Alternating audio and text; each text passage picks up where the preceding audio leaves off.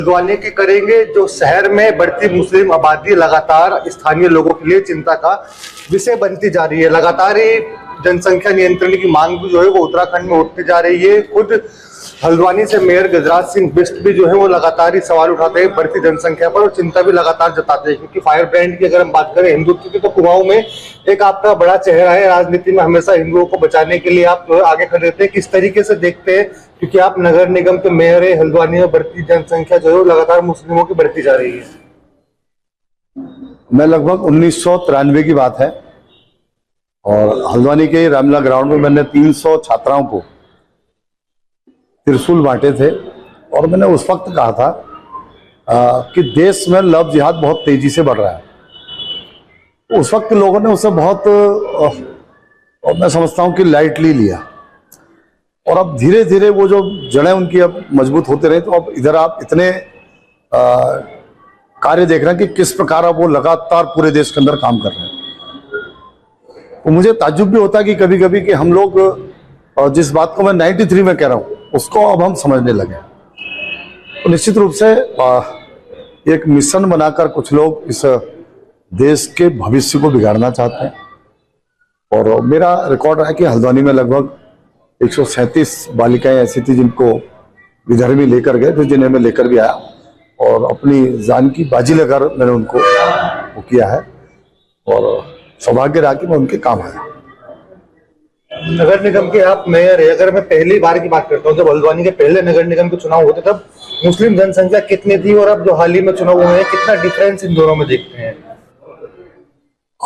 मुस्लिम जनसंख्या में तो मुझे लगता है कि मुश्किल से 4-5 हजार की बढ़ोतरी हुई होगी, लेकिन एक बहुत बड़ा बदलाव मेरे चुनाव में देखने को मिला कि जो उनका विरोध था, उसे मुझे कहने में संकोच नहीं, जो उनका विरोध था वो मुझे लगा कि इस बार नफरत में बदल गया था।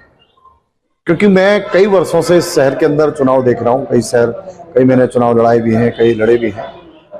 इस बार उन्होंने क्या किया कि एक साजिश रची और सुनियोजित ढंग से अपने जो कैंडिडेट थे उम्मीदवार उनको बैठाकर कांग्रेस को वोटिंग की मुझे हराने के लिए। तो इसका सीधा सीधा अर्थ विरोध नहीं, नफरत उनके अंदर मेरे प्रति थी या हमारी पार्टी, जो भी आप कहें उसको। हाँ, इस बार एक परिवर्तन बहुत बड़ा मुझे देखने को मिला वोटिंग में भी। एक पहला परिवर्तन तो ये रहा। दूसरा परिवर्तन, हर बार वो लोग लगभग 70% के आसपास वोट करते थे, लेकिन मुझे क्योंकि मैं 1993 में इस काम को कर चुका था और मैं कह चुका था कि लव जिहाद बढ़ रहा है देश के अंदर, उनके दिमाग में ये चीजें थी कि ये हिंदुओं की बात करता है, हिंदुओं के साथ खड़ा रहता है, हिंदुओं के हर चीज में आगे रहता है। तो वो 70% से बढ़कर उनका इस बार 83% वोटिंग का मत प्रतिशत चला गया। यानी इतनी नफरत के साथ उन्होंने इस बार नियोजित तरीके से और एक साजिश करके चुनाव में हिस्सा लिया।